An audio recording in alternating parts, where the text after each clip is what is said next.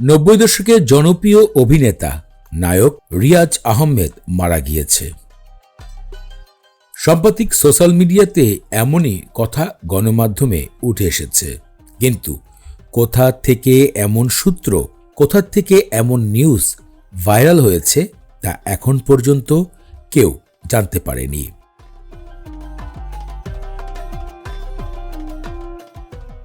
5ই August ছাত্র জনতা গণ অভ্যুত্থানের পর থেকে গোপনে চলে যান এই অভিনেতা রিয়াজ। তার মোবাইল নাম্বারটিও বন্ধ পাচ্ছে অনেক সাংবাদিকরা। সর্বশেষ 2022 সালের 23 সেপ্টেম্বর তার সিনেমা অপারেশন সুন্দরবন মুক্তি পেয়েছিল। এরপরে কোনো সিনেমায় কাজ করেননি এই অভিনেতা।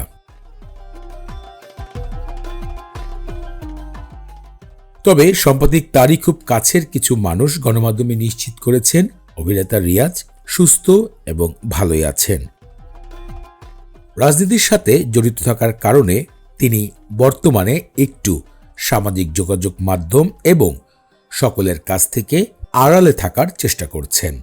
বিষয়টি গণমাধ্যমে এখন পর্যন্ত স্পষ্ট কোনো তথ্য আসেনি, আসলেই এটা গুঞ্জন না সত্য। এই বিষয়ে যদি আপনাদের কোনো মূল্যবান মতামত থাকে ভিডিওতে কমেন্ট করে জানাবেন।